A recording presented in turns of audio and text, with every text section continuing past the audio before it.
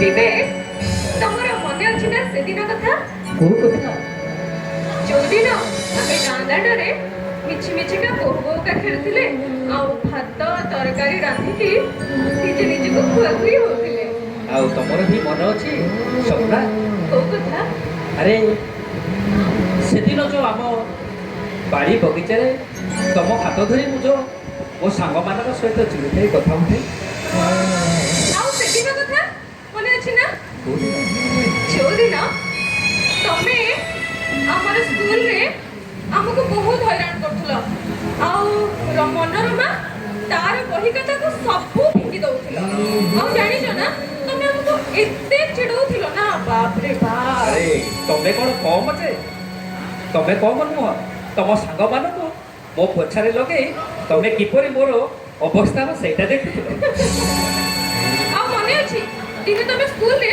Monitor हेतिलो बाप रे बाप से दिन त हमें भाबिलो आमे आज गल्लू सबु राग तमे हमो सहित ही सुझाई देथिलो मोर सांग माने तो मो सहित केते दिन कथा भी हेलेनी आउ तमर मन अछि को कथा तम सांग मनोरमा मो देहरे काली पहुँची देला आउ तमे तम निजर पणत कानी रे किबे ओ काली गुड़ा को पोछी तमे केते तम घर ठारू गाली सुनिथिलो सत्य कुह विवेक जानि छ ना बेले बेले मते एमती लागे तम ना सहित मो ना जोड़ी की जो कला प्रकार लिखा हुए भारी लाज लगे अरे वाह पूरे थोड़े जति सेही ना जोड़ी देखाते ओ बहुत खुशी है विवेक सपना विवेक सपना मु सतरे सपना सेदिन जेतिकी भल पाउथिली आज भी सेतिकी तुमको भल पाउछि विवेक सपना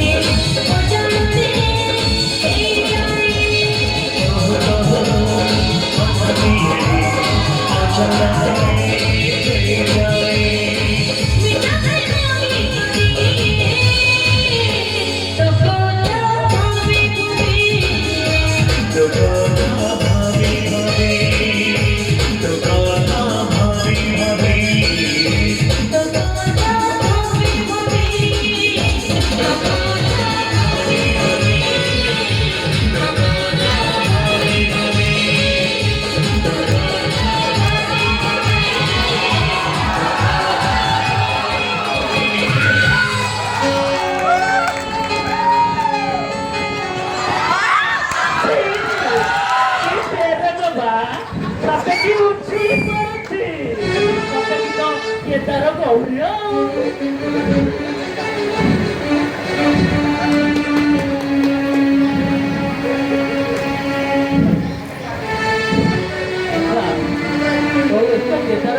ପ୍ରେମ ଯୋଉଠି ଯେମିତି ମୁଁ ଦେଖୁଛି ଏଠି କଣ ଚାଲିଛି କହିବ କି? କିଏ ତମେ? ଓହୋ ଏବେ ସିନା ମୁଁ ଏଟା କହୁଛି ବୋଲି ତମକୁ ବାଧି ଯାଉଛି, ଯେତେବେଳେ ଏ ଦୁନିଆର ସାରା ଲୋକ ଗୁଡା କହିବେ ସେତେବେଳେ ମୁଣ୍ଡ ଟେକି ବାଟ ଚାଲିପାରିବୁ ତ?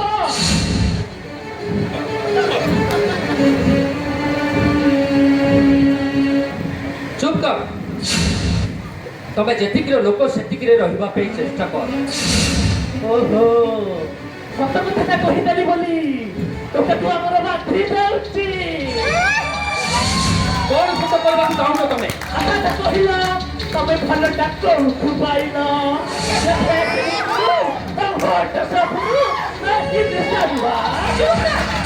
ଆମ ଭଲ ପାଇବା କୌଣସି ଫେସବୁକ୍ କି ଇନଷ୍ଟାଗ୍ରାମ ରୁ ଓହୋ ତାହେଲେ ତୋ ଇନଷ୍ଟାଗ୍ରାମ ରିଲ୍ସରୁ ଉଭୟ ତୁ ଭଲ ପାଇଯାଇଥିବ, ମଜା ନିଆ ହେଇଯାଇଥିବ। ଆମ ଭଲ ପାଇବା କୋଉଠୁ ବି ଆସିଲେ ତମର ଯାଏ କେତେ ଆସେ? ଆଚ୍ଛା ଆମର ଭଲ ପାଇବାଟା ତାହେଲେ ଇନଷ୍ଟାରେ ନୁହେଁ କି ଫେସବୁକରେ ନୁହଁ, ଓ ଅଫିସରୁ ତାହେଲେ ହେଇଥିବ। ଉଭୟକୁ ଭଲ ପାଇ ବସିଲେ ମନ ଦିଆ ନିଆ ହେଇଗଲେ ଚାରି ଝିଅଟା ତା ପ୍ରେମରେ ଫସିଯିବ, ଆଉ ଆଉ କିଛି ଦିନ ପରେ ତାପ ପରେ ଆର ରକ୍ତଟା ବନ୍ଦ କର ଏସବୁ ବନ୍ଦ କର। ବିବେକ ଏଇଭଳିଆ କାପୁରୁଷ ମାନଙ୍କ ପାଇଁ ଆଜି ଆମର ଦୁନିଆଟା କେତେ ତଳକୁ ଖସି ଯାଇଛି। ଆମେ ଭଲ କିନ୍ତୁ ଇଏ ତୁ କଣ ଜାଣିବୁ? ତୁ ଜଣେ ମାଇଚିଆ।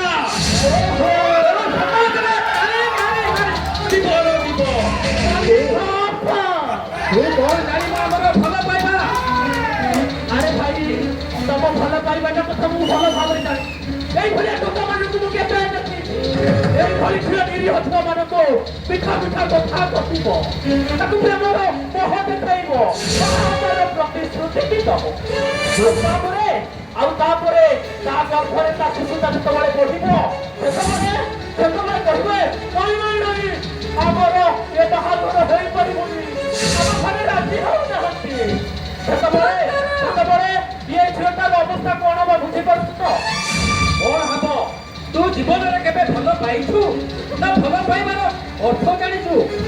ଭଲ ପାଇବା ହଉଛି ଗୋଟେ ପବିତ୍ର ବନ୍ଧନ, ଗୋଟେ ମନ ଦୁଇଟା ମନର ମିଳନକୁ କୁହାଯାଏ ଭଲ ପାଇବା। ତୁ କଣ ଜାଣିବୁ? ତୁ କେବେ ଜୀବନରେ ଭଲ ପାଇବାର ଜାଣିଛୁ? ତୁ ସମାଜରେ ଖାଲି ତାଳି ମାରିବା ଜାଣିଛୁ। ଆରେ ଭାଇ ଭଲ ପାଇବା ବିଷୟରେ ତମେ କଣ କହିବ?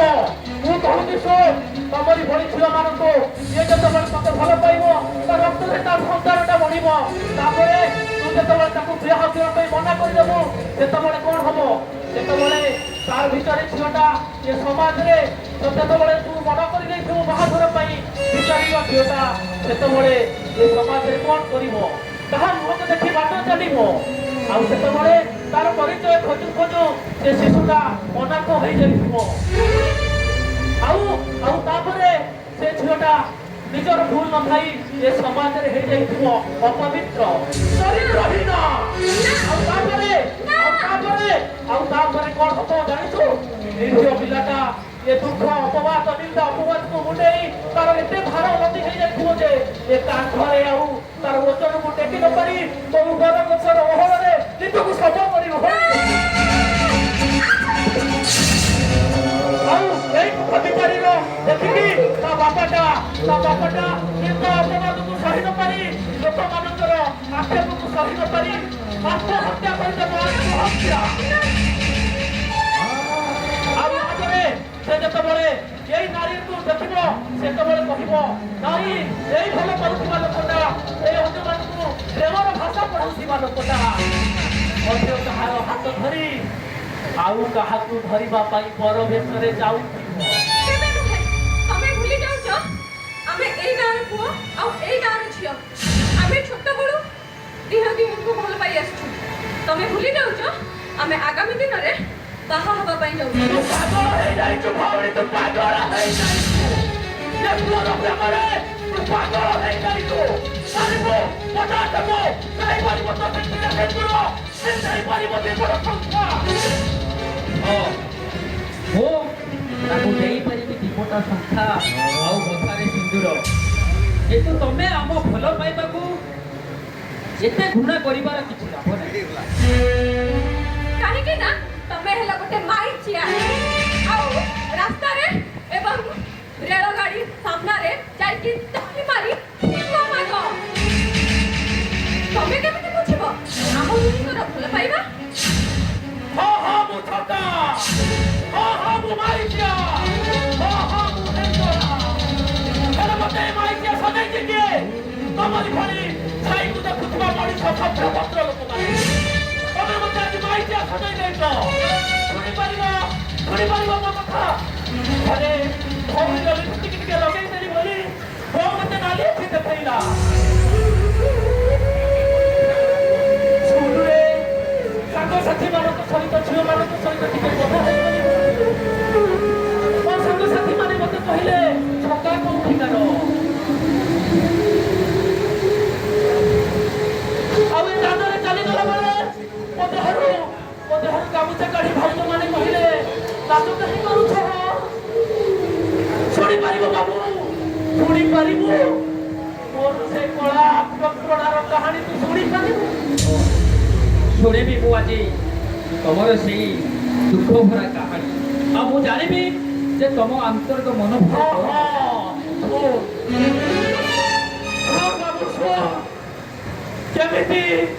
କେମିତି ସୀମାଞ୍ଚଳରୁ ଏ ସୀମାଟା ମାଇଚିଆ ହେଇଗଲା ମାଇଚିଆ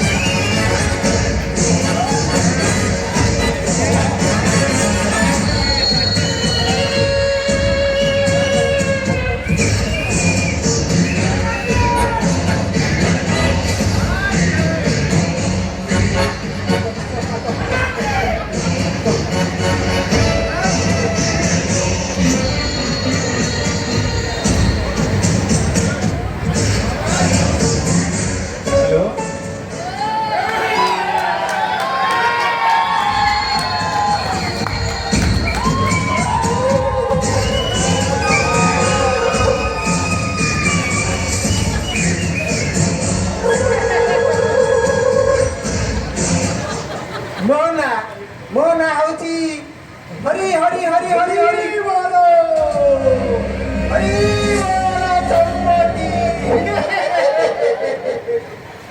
ମୋର କାମ ହେଲା ସାଧାରଣ ବହୁତ ଖ୍ୟାତି ମୋର କାମ ହେଲା ବଂଶ ରକ୍ଷା କରିବା ଆଜିକାଲି ଏଇ ଯୋଉ ବଡ଼ ପରିବାର ଆକୁ ନେଇ ଚଳିବା ବଡ଼ କଷ୍ଟକର ଏଇ ଯୋଉ ସବୁ ଜିନିଷ ପତ୍ର ଏତେ ଦରଦାମ ହେଲାଣି ଲୋକେ ଏଥିରେ ଚଳିବା ପାଇଁ ବହୁତ କଷ୍ଟ ଆଉ କିଣି ପାରିବେନି ଶେଷରେ ଦେହରୁ ଝାଳ ବହି ଯାଉଛି ଝାଳ ଏ ସମସ୍ୟାରୁ ଆମ ଗାଁ ବହୁତ ଦୂରରେ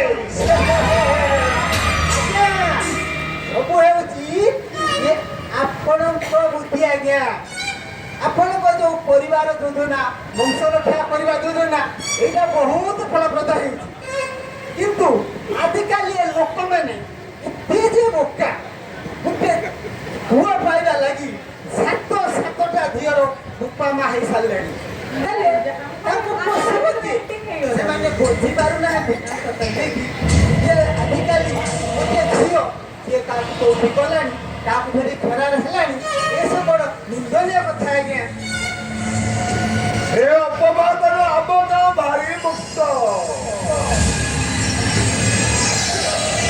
ହେଲେ ଆଜ୍ଞା ବୁଝିଲେ ଆମ ଗାଁ ଲୋକମାନେ ବହୁତ ଶାନ୍ତିରେ ଅଛନ୍ତି ଆଜ୍ଞା ବହୁତ ଶାନ୍ତିରେ ଅଛନ୍ତି ଏଇଥିପାଇଁ ଆମ ଗାଁ ଲୋକମାନେ ଯୋଉ କରୁଛନ୍ତି ବହୁତ ଖୁସିରେ ବହୁତ ଆନନ୍ଦରେ କରୁଛନ୍ତି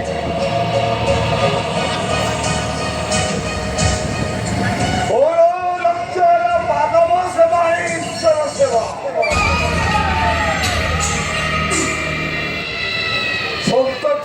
ଶିବ ବଳି କଣ କହିଥିଲେ? ସନ୍ଥ କବି ହଁ ମନେ ପଡ଼ିଗଲା ଆଜ୍ଞା। କଣ କହିଥିଲେ? ମୋ ଜୀବନ ପଛେ ଲୋକେ ପଡ଼ିଥାଉ ଜଗତ ଉଦ୍ଧାର ହେଉ।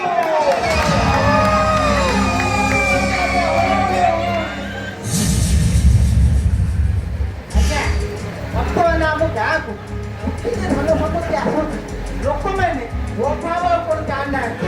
ସମସ୍ତେ ବହୁତ ଶାନ୍ତିରେ ଅଛନ୍ତି, ବହୁତ ଶାନ୍ତିରେ ଆଜ୍ଞା। କାରଣ କାରଣ ହେଉଛି କେବଳ ଆପଣଙ୍କ ପାଇଁ।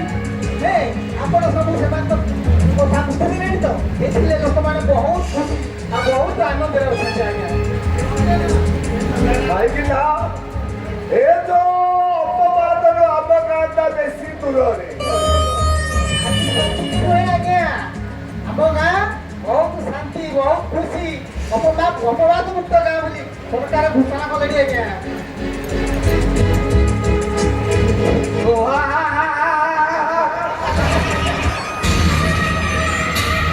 ଆଜ୍ଞା ସେ ଶଳା ମାଇଛି ଆଜ୍ଞା ଆମ ପଛରେ ପଡ଼ିଲାଣି ଆଜ୍ଞା। ଆଉ ବେଶୀ ହସିଲେ ହବନି। ସେ କୋଉଦିନ ଆମକୁ ଜେଲକୁ ନେଇଯିବେ ଯେ ଆମେ ଖାଲି ଜେଲରେ ପଶି ଚକି କରୁଥିବା ଆଜ୍ଞା। ଏ ବାଲିଚା ସୀମା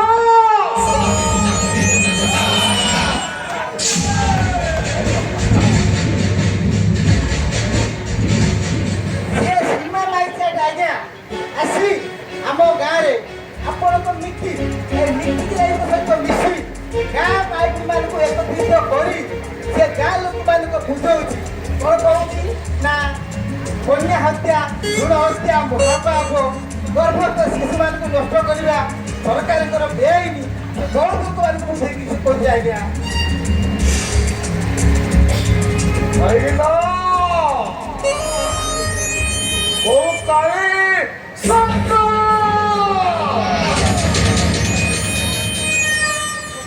ଓ ମିଥିଲା ବିଲିତ ଉତ୍ତୁଲରେ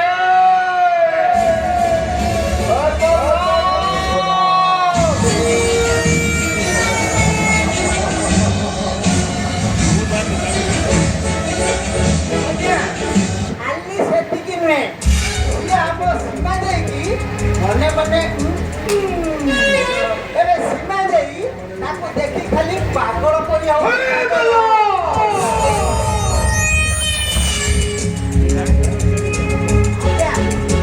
କୋଉଦିନ ସୀମା ଦେଇର ହାତ ଧରି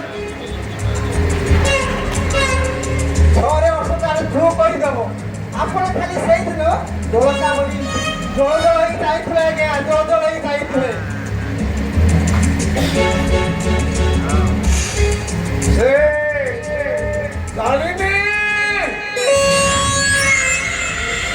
ଛାପନା ମୁଣ୍ଡରେ ହାତ ମାରିଛି।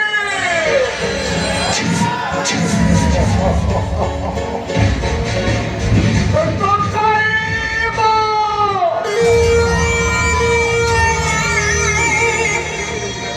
ଆଜ୍ଞା ଏତିକି ନୁହେଁ, ସେ କଣ କରୁଛି ଆମ ଗାଁ କିଣିକୁ ଏ ଯୋଉ ସୁମନ୍ତ ବାବୁ ଆସୁଥିଲେ ତାକୁ ମଧ୍ୟ ଆଜ୍ଞା ମନା କରିଦେଇଛି।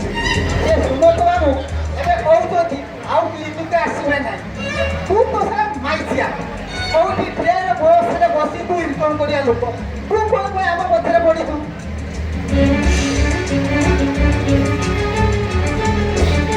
ଏ ଭାଇଚିଆର ଏ କାଳି ଶଙ୍କର ଇଲିକାରେ ଆଉ ରହିବାର ଯୋଗ୍ୟ ଅଧିକାର ନାହିଁ। ସବୁ ଖାଲି ହୁଳୁହୁଳି ହୁଳୁହୁଳି। ତା ପାଇଁ ଆଗ ସବୁ ପ୍ଲାନ ରେଡି କରିଦେଇଛି ଆଜ୍ଞା, ବୁଝିଲେ କି? ସିଏ ଯେତେବେଳେ ମାଇଛି ଆସିବ ସିଏ ଘରକୁ ଯିବ, ହେଲେ ତା ମା ତାକୁ କେବେ ଘରେ ପୋଷେଇବ ନାହିଁ। ତାକୁ ଘରୁ ବାହାର କରିଦେବ। ତାକୁ ଘରୁ ବାହାର କରିଦେଲେ ସେତେବେଳେ ଆମର ଖାଲି ଖେଳ ଶହେରୁ ଖେଳ ହବ। ଶହେ କେଳ ହବ। ଆଜ୍ଞା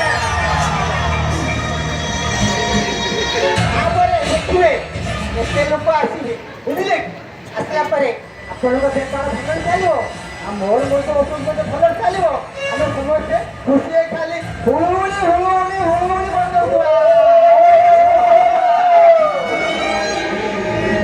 ସେଥିପାଇଁ ନା ଥିବ ବାଉଁଶ ଆଉ ବାଜିବ ବଇସି ପେରେ ପେରେ ପେରେ ପେରେ ପେରେ ପେରେ ଖାଲି ହୁଳୁହୁଳି ହୁଳୁହୁଳି ହୁଳୁହୁଳି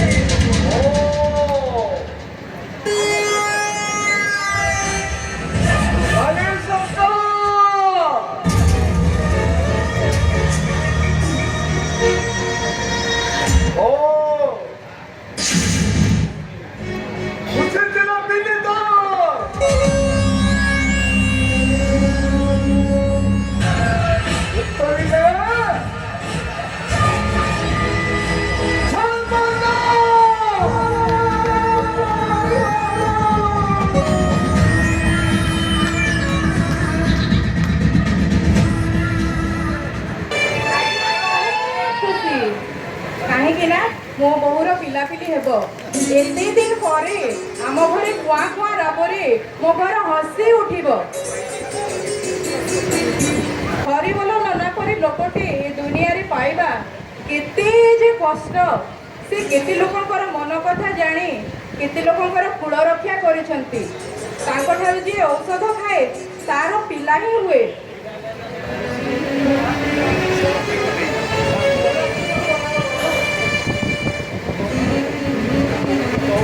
ନାରେ ମା এই ଔଷଧ ତୁ ବି ଖା ତୋର ବି ପିଲା ହବ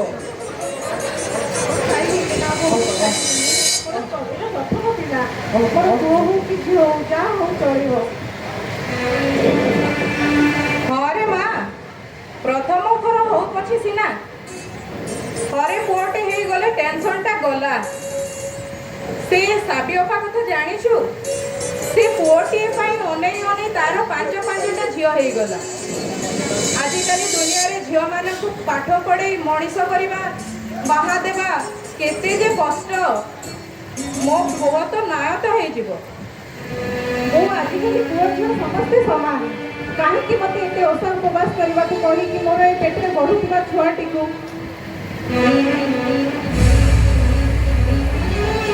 ଘରେ ମା ତଥାପି এই ଔଷଧ ଯିଏ ଖାଇଛି ତାର ପୁଅ ହିଁ ହେଇଛି ନେ ତୁ ଏଇଟା ଖାଇଦେ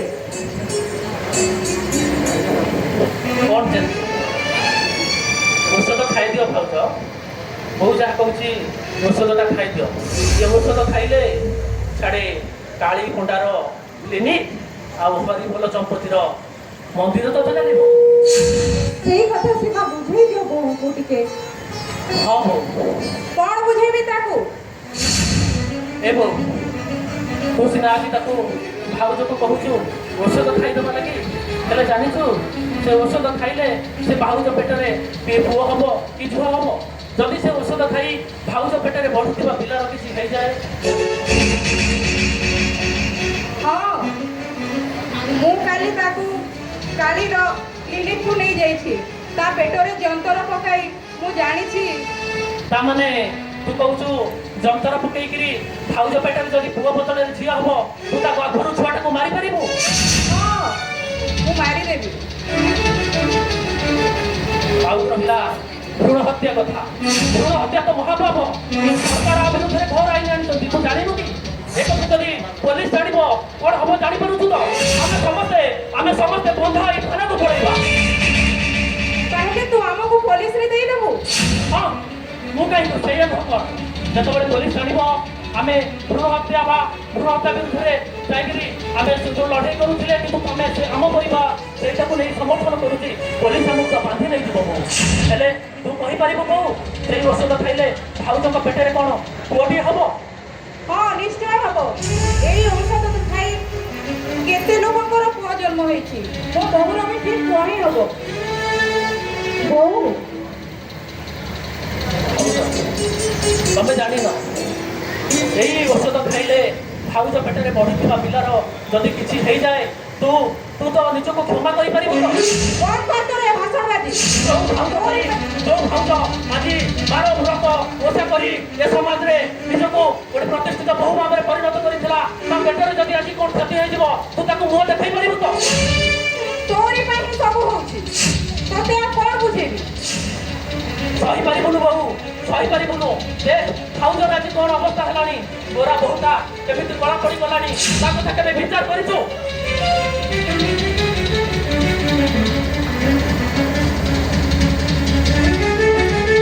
ହଁ ତୋରି ପାଇଁ ହିଁ ଏସବୁ ହଉଛି। ତତେ ଆଉ କଣ ବୁଝେଇବି? ମୁଁ କଣ କଲି ବୋହୁ? ତୁ ଜାଣିନୁ ରେ ମା, ଏଇ ସୀମା ପାଇଁ ମୁଁ କେତେ ଲୋକଙ୍କର କେତେ କଥା ଶୁଣିଛି। ଏ ଯେତେବେଳେ ଦାଣ୍ଡରେ ଯାଏ ସମସ୍ତେ ତାକୁ ମାଇକିଆ କହି ଚିଲେଇ ଡାକନ୍ତି। ମୋତେ ସେତେବେଳେ କେତେ ବାଧିଥାଏ, କିନ୍ତୁ ମୁଁ ଲୋକଙ୍କ ସାମ୍ନାରେ କିଛି କହିପାରୁନଥାଏ। ନିଜ କାନିରେ ମୁହଁ ଲୁଚେଇ ନିଜ ଘରେ ବସି କେତେ କାନ୍ଦେ ଆ ପାଇଁ। ଏଥିରେ ମୋର କଣ ଭୁଲ ବୋହୁ? ନା ତୋର ଭୁଲ ନୁହଁ, ଭୁଲ ତ ମୋର। ମୁଁ ତତେ ଜନ୍ମ ଦେଇ ଯୋଉ କଷ୍ଟ ଅନୁଭବ କରିଛି, 10 ମାସ 10 ଦିନ ଯୋଉ ଗର୍ଭରେ ଧରି ଯୋଉ କଷ୍ଟ ଅନୁଭବ କରିଛି, ମୁଁ ତତେ ସେଦିନ ପେଟରେ ମାରି ଦେଇଥିଲେ ଏ ଦିନ ଦେଖିବାକୁ ମିଳିନଥାନ୍ତା। ତମେ ମାରିଦେଲୁ କଣ ପାଇଁ? ହଁ ମାରି ଦେଇଥାନ୍ତି, କିନ୍ତୁ ସେତେବେଳେ ସେ ସୁଯୋଗ ନଥିଲା। ମୁଁ ସେମିତି କଣ କହୁଛନ୍ତି, ସୀମାକୁ ଖରାପ ଲାଗିବ, କଷ୍ଟ ହବ ତାଙ୍କୁ। ତୁ ଜାଣିନୁ ରେ ମା, ତା ପାଇଁ ତତେ ସିନା କଷ୍ଟ ହଉଛି, ହେଲେ ସେ ବୋଉ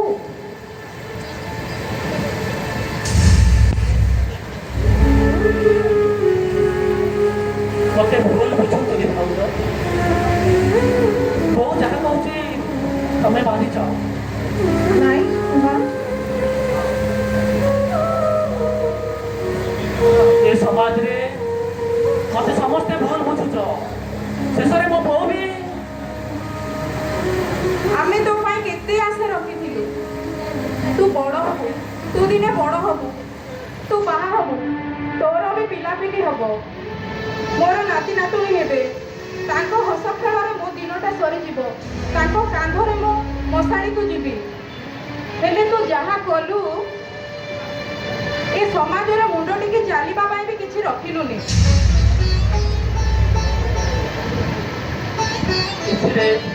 ଏଥିରେ ମୋର କଣ ଭୁଲ ରହିଗଲା? ଭୁଲ ତୋର ନୁହଁ ସୀମା, ଭୁଲ ମୋର। କାହିଁକି ମୁଁ ତତେ ଜନ୍ମ ଦେଲି। ମୁଁ ତତେ ଜନ୍ମ ନ ଦେଇ ଜନ୍ମ ଦେବା ଅପେକ୍ଷା ମୁଁ ବାଧ୍ୟ ହେଇଥିଲେ ଭଲ ହେଇଥାନ୍ତା। ବୋଉ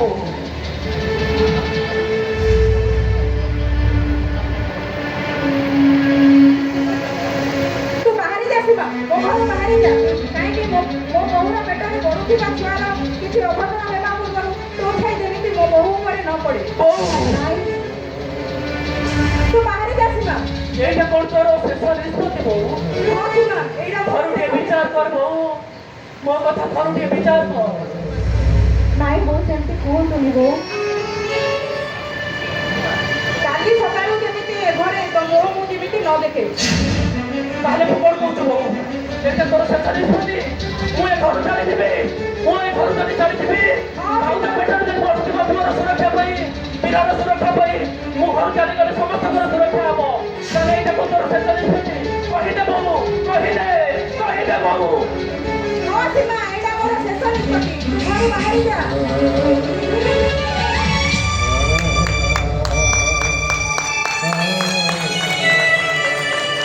ଠିକ ଅଛି ଲୋ ବୋଉ। ଯଦି ମୋ ବୋଉ ମତେ ବୁଝିପାରିଲାନି,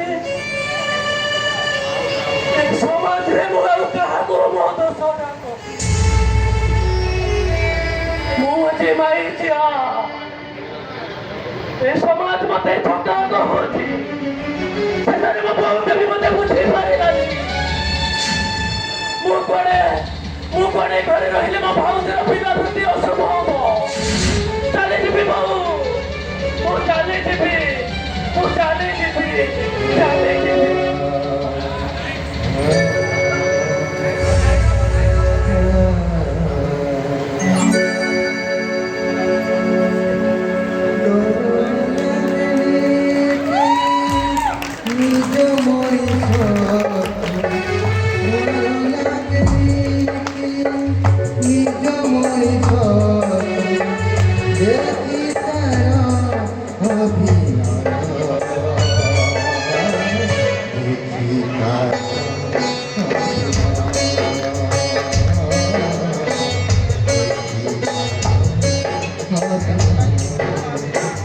রাতি অন্ধারে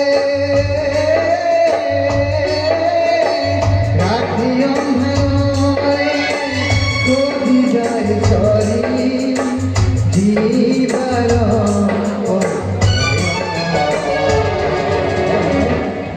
জীবার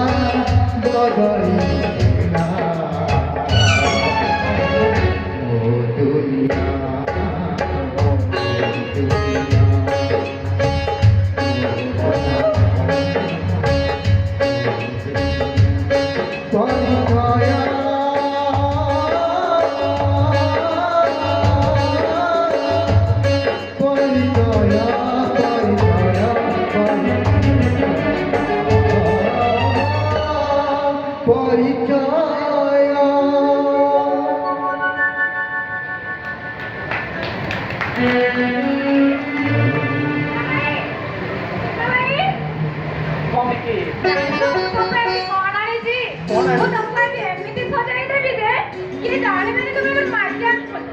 ସମସ୍ତେ କହିବେ ତୁମେ ଗୋଟେ ଆମ ଗାଁର ସୀମା। କଣ ଆଣିଛୁ କହିଲୁ? ମୁଁ ତମ ପାଇଁ ଆଣିଛି ହଳକା ସିନ୍ଦୁର ଆଉ ଲିପଷ୍ଟିକ୍। ମୁଁ ଏମିତି ତମକୁ ଆଜି ସଜାଇ ଦେବି। ଏସବୁ ମୋର କିଛି ଦରକାର ନାହିଁ। ମୋର ଆଉ ଏସବୁ କିଛି ଦରକାର ନାହିଁ। ସେସବୁ ତୁ ତୋ ପାଖରେ ରଖ।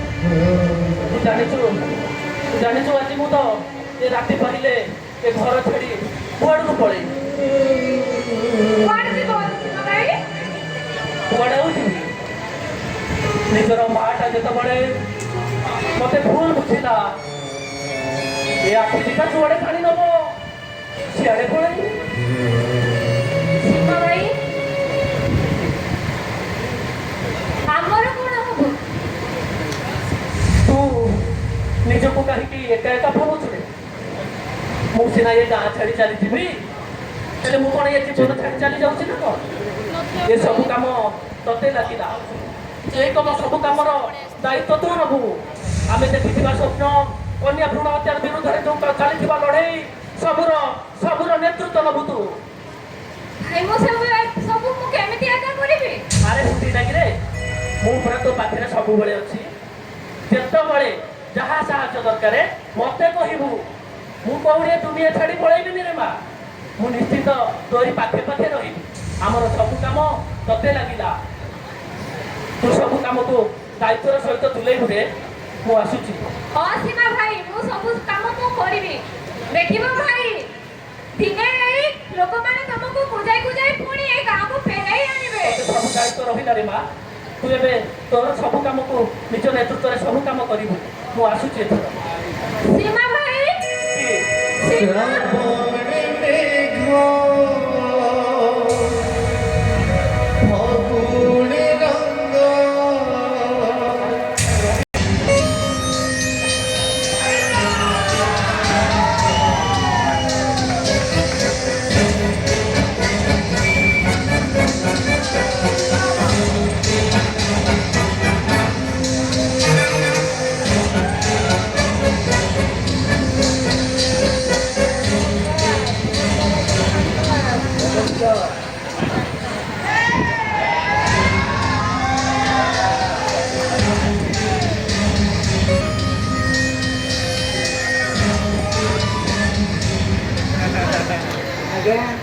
ମୁଁ ଚାରିଆଡ଼େ ଖୁଣ୍ଟି ମୋ ଗୁଡ଼ର ଚପଲ ଛିଣ୍ଡିଗଲାଣି ଆଜ୍ଞା।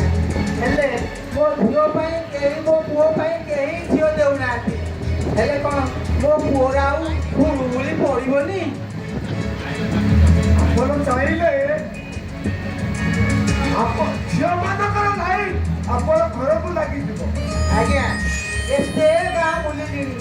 କିନ୍ତୁ କେହି ଝିଅ ରାଜି ହଉନାହାନ୍ତି ଆମ ଗାଁକୁ ଝିଅ ଦେବା ଲାଗି। ସମସ୍ତେ କହୁଛନ୍ତି ଆମ ଗାଁରେ କୁଆଡ଼େ କନ୍ୟା ଭ୍ରୂଣ ହତ୍ୟା ପାପ ହଉଛି।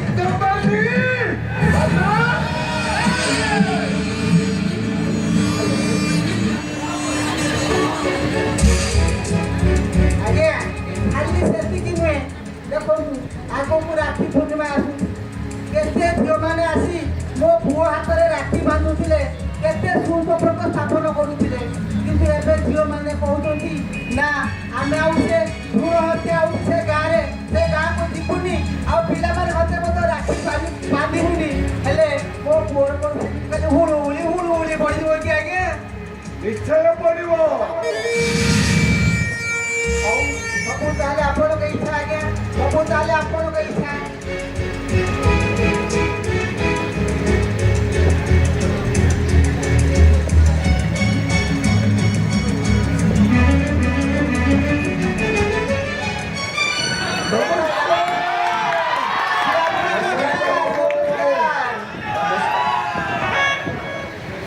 କାଳୀଶଙ୍କର ବାବୁ ଏଇ ନିଅନ୍ତୁ ପେପର ପଢ଼ନ୍ତୁ।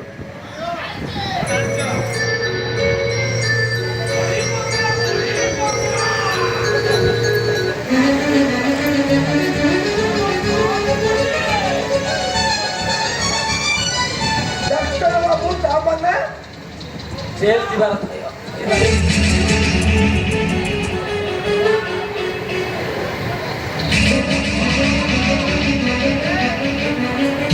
ମୁଁ ଆପଣଙ୍କୁ ବହୁତ ଥର ବୁଝେଇଛି, ଆଉ ଆପଣ କ'ଣ ମୋ କଥାକୁ ସ୍ୱୀକାର କରିଛନ୍ତି ନା ମୋ କଥାକୁ ମାନିଛନ୍ତି ଦିନେ ବି? ଆଜି ଯାହାର ଫଳରେ ବିଭିନ୍ନ ପ୍ରକାର ପେପର ବାହାରୁଛି, ଆପଣ ତ ଜାଣିଛନ୍ତି ଗୋଟିଏ ପରେ ଗୋଟିଏ ମିଡ଼ିଆ ପରେ ମିଡ଼ିଆ ବାହାରୁଛି। ହଁ ସତ କଥା ଆଜ୍ଞା। ଆଜିକାଲି ଏଇ ଯେଉଁ ମିଡ଼ିଆ ବାଲା ଯେମିତି ବୁଲୁଛନ୍ତି ନା, ଆପଣ ଏବେ ଯାହାକୁ ଲକ୍ଷ୍ୟ କରିବେ ଆଜ୍ଞା ସିଏ ଜଣେ ମିଡ଼ିଆ ବାଲା ହେଇଥିବ। ହେଲେ ତେଣୁକରି ମୁଁ ଆଉ ଏଇ କ୍ଲିନିକକୁ ଆସିବା ଦରକାର ନାହିଁ। ଏଇ କ୍ଲିନିକକୁ ନମସ୍କାର, ଆପଣଙ୍କୁ ନମସ୍କାର। ଏଇ କୌଣସି ପାପରେ ମୁଁ ଭାଗିଦାରୀ ହେବା ପାଇଁ ଚାହୁଁନାହିଁ। କିନ୍ତୁ ତୁମେ ସେ ସୀମାକୁ ଆଜ୍ଞା ଏଇଟା ହେଉଛି ମୋର ଗୋଟେ ବାହାନା ଥିଲା ଆଜ୍ଞା, ବାହାନା। ମୁଁ ଏସବୁ ନାଟକ କରି ଯେ ସୀମାକୁ ଏଭଳି ଗାଁରୁ ବିଦା କରିଛି ଆଜ୍ଞା। ଏସବୁ ମୋର ଭୁଲ, ଏସବୁ ମୋର ନାଟକ ଥିଲା ଆଜ୍ଞା, ସବୁ ମୋର ନାଟକ।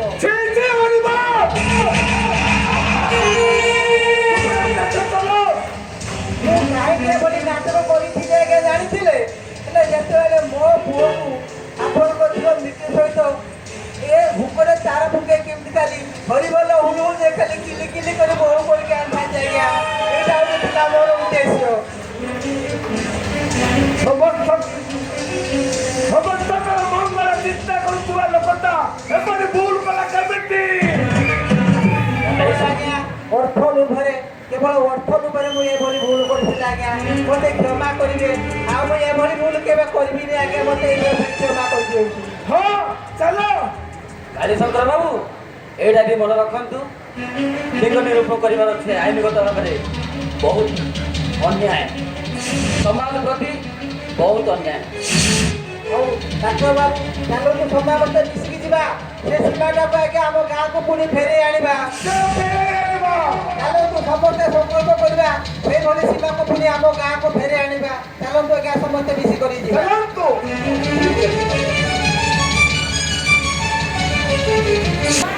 ଏତେ ଦିନ ପରେ ମୋ ଡାକ ଶୁଣିଛନ୍ତି। ଆଜି ମୋ ବୋଉର ଡେଲିଭରି ଅଛି, ମୋର ନାତି ହବ।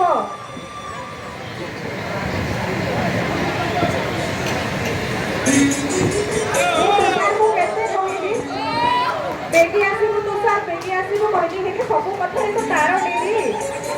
ସେ କେତେବେଳେ ଆଉ ଚଞ୍ଚଳ ନୁହେଁ। ମୁଁ ମାଇକ ଲୋକଟା କେମିତି କରିବି? ମୋ ବୋଉକୁ ଜଣେ ମୁଁ ମେଡ଼ିକାଲ ଆଣିବି, ତାକୁ ଟିକେ ଫୋନ କରେ। ହ୍ୟାଲୋ ବୋଉ। ହଁ ତୁଷାର ତୁ ଏବେ କୋଉଠି? କେତେବେଳେ ପହଞ୍ଚିବୁ ମେଡ଼ିକାଲରେ? ହଁ ବୋଉ ମୁଁ ଆଉ ଘଣ୍ଟେ ଭିତରେ ପହଞ୍ଚିବି। ମୋତେ କହିଥିଲି ନା ଶୀଘ୍ର ଆସିବା ପାଇଁ। ମୁଁ ଜଣେ ଲୋକ କ'ଣ କରିବି? ହଁ ବୋଉ ମୁଁ ଆସୁଛି। ଆସିଛି ତୁ ଫୋନ ରଖ। ହଉ ହଉ ଶୁଣେ ଟିକେ ଶୁଣେ ତୁ ମିଠା ମିଠି ଟିକେ କିଣି ଆଣେ ଆମେ ହସ୍ପିଟାଲରେ ଦେବାର ଅଛି ଆଉ ହରିବୋଲ ନନାଙ୍କୁ ବି ପଇସା ଦେଇକି ଆସେ ସେ ଭଲରେ ପୂଜା କରିବେ ଯେମିତି ମୋ ବୋଉର ଡେଲିଭରି ଭଲରେ ହବ ହଉ ହଉ ତୁ ଫୋନ ରଖ ମୁଁ ଆସିଛି ବ୍ୟସ୍ତ ହେବି।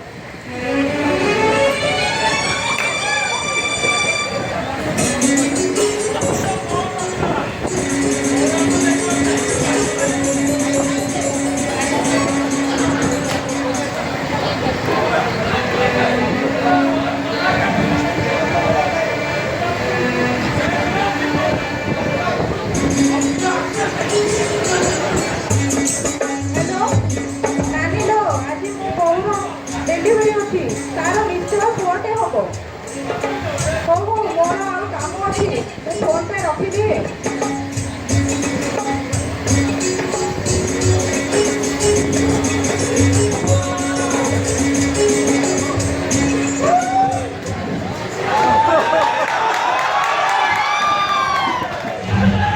ସିଷ୍ଟର ମୋ ବୋଉ କେମିତି ଅଛି ଏବେ ମୋ ବୋଉର କ'ଣ ହେଇଛି ସିଷ୍ଟର ତମ ବୋଉର ପୁଅଟେ ହେଇଛି ମୋ ବୋଉର ପୁଅଟେ ହେଇଛି ହେ ଭଗବାନ ଏତେ ଦିନ ପରେ ତୁ ମୋ କଥା ଶୁଣିଲୁ ଯାହା ହଉ ମୋର ପୁଅଟେ ହେଲା ମୁଁ କ୍ଷୀରି ପୁରୀରେ ସମସ୍ତଙ୍କୁ ମୁହଁ ବାଙ୍କ କରିଦେବି ସେସବୁ କିଛି ଦରକାର ନାହିଁ ମାଉସୀ ଆମର ସେସବୁ ଦରକାର ଥିଲା ତମର ଆଗରୁ କରିବାର ଥିଲା କ'ଣ ହେଇଛି ସିଷ୍ଟର ସେସବୁ ତମେ ଯୋଉ ଏବେ କହୁଛ ଲୋକମାନଙ୍କୁ କ୍ଷୀରି ପୁରୀରେ ବସେଇ ଦେବା ପାଇଁ ଆଉ ଯୋଉ ଏତେ ମାନସିକ କରୁଛ ପୂଜା କରିବା ପାଇଁ ସେସବୁ ତମକୁ ତମ ବୋହୂ ପାଇଁ ଦରକାର ଥିଲା ଆଗରୁ ଦରକାର ଥିଲା କରିବା ପାଇଁ ହେଲେ କ'ଣ ହେଇଛି ସିଷ୍ଟର ତମ ବୋହୂ ତ ଭଲ ଅଛି ଆଉ ସେ ନାତିଟିଏ ବି ପୁଅଟିଏ ବି ଜନ୍ମ କରୁଛି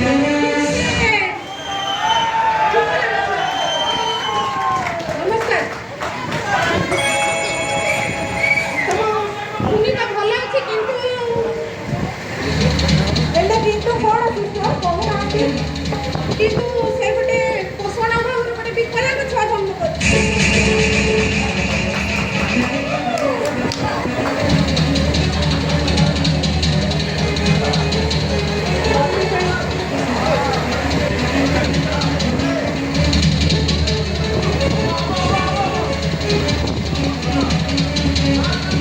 ମୋତେ କାହିଁ ଆଜି ତୁଷାର କଥା ବହୁତ ମନେ ପଡ଼ୁଛି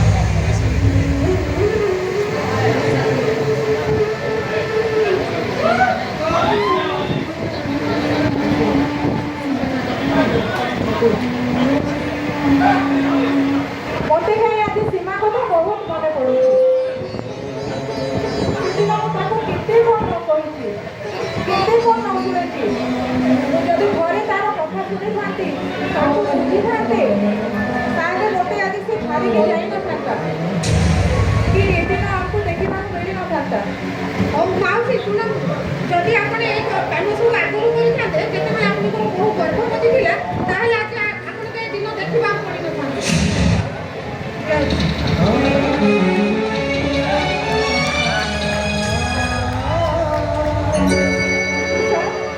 ମୋତେ ଆଜି ସୀମାର କଥା ବହୁତ ମନେ ପଡ଼ୁଛି ରେ ମୁଁ ତାକୁ ବହୁତ କିଛି କହିଛି ବହୁତ କିଛି ଶୁଣେଇଛି ବହୁତ ଗାଳି କରିଛି ତାକୁ ଏ ଘରୁ ବାହାର କରିଦେଇଛି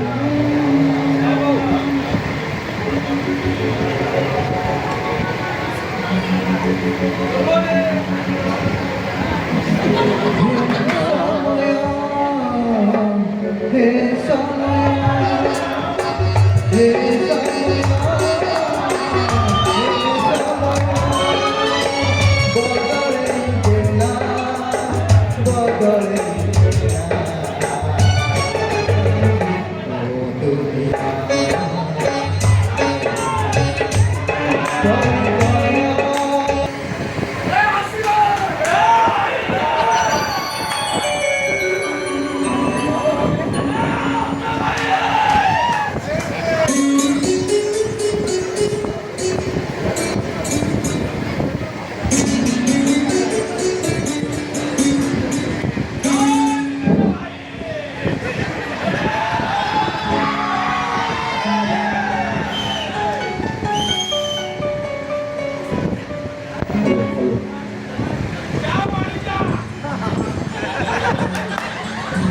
ସୀମା,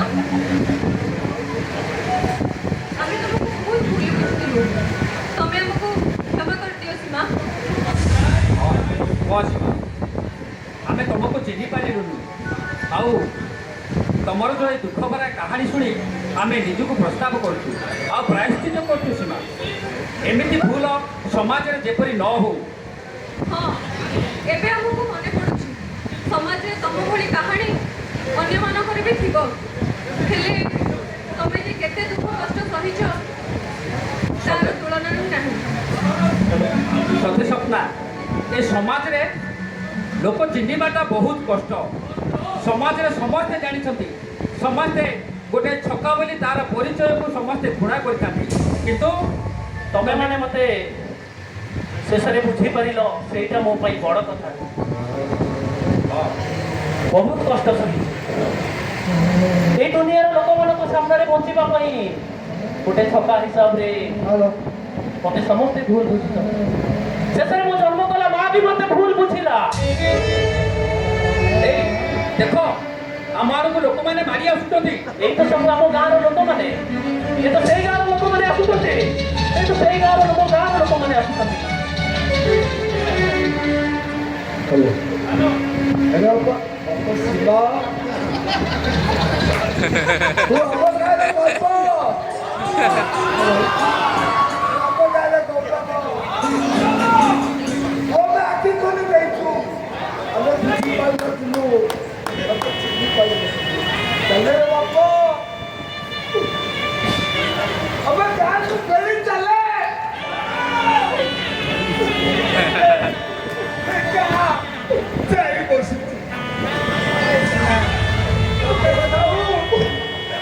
ହେଲେ ତମେମାନେ ତ ସମସ୍ତେ ମିଶି ଚକ୍ରାନ୍ତ କରି ଏ ସମାଜରୁ, ମୋ ପରିବାରରୁ, ମୋ ମା ପାଖରୁ, ମୋ ଭାଉଜ ପାଖରୁ ସମସ୍ତେ ଦୂରେଇ ଦେଇଥିଲ। ବୁଝି ପାରୁନଥିଲେ ବାପା। ବାକି ଖୋଲି ଯାଇଛୁ। ଆମ ମୁଣ୍ଡ ତାହେଲେ ବୁଝି ଯାଇଛୁ। ଅଭିମାନ କରେ ନା ବାପା।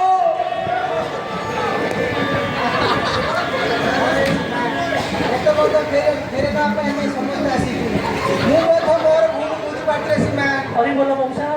ମୋର ବିବାହର ପାଇଁ ମୁଁ କେତେ ଚକ୍ରାନ୍ତ କରି ତୋତେ ଗାଁରୁ ବିଦା କରିଥିଲି। ମଉସା। ସେଥିପାଇଁ ମୋ ଭୁଲ ବୁଝିବ ନାହିଁ ସୀମା। ମଉସା। ତୋତେ ମୁଁ ଅନୁରୋଧ କରୁଛି ତୁ ଆମ ସହିତ ଆମ ଗାଁକୁ ଫେରିଯା ସୀମା। ତୁ ଆମ ସହିତ ଆମ ଗାଁକୁ ଫେରିଯା।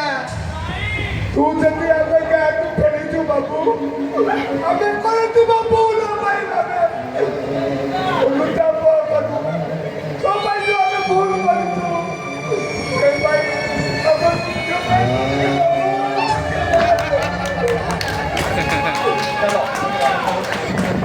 ହଁ ସୀମା ଭାଇ, ତମେ ଆଜି ଗାଁକୁ ଫେରିଯାଅ। ତମେମାନେ ଯଦି ସମସ୍ତଙ୍କର ଏଇ ଇଚ୍ଛା, ମୁଁ ପୁଣି ଗାଁକୁ ଫେରିଯିବି ତମମାନଙ୍କ ସହିତ।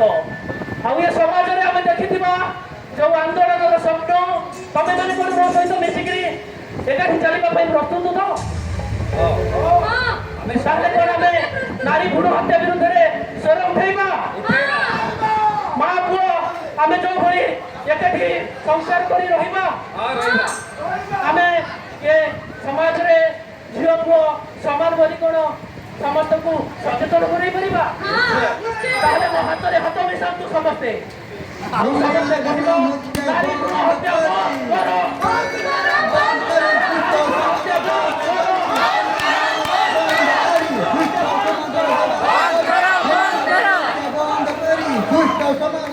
କନ୍ୟା ଭ୍ରୂଣ ହତ୍ୟା ବନ୍ଦ କରି ସୁସ୍ଥ ସମାଜ ଦେବାରେ ଗଢ଼ି। କନ୍ୟା ଭ୍ରୂଣ ହତ୍ୟା ବନ୍ଦ କରି ସୁସ୍ଥ ସମାଜ ଦେବାରେ ଗଢ଼ି।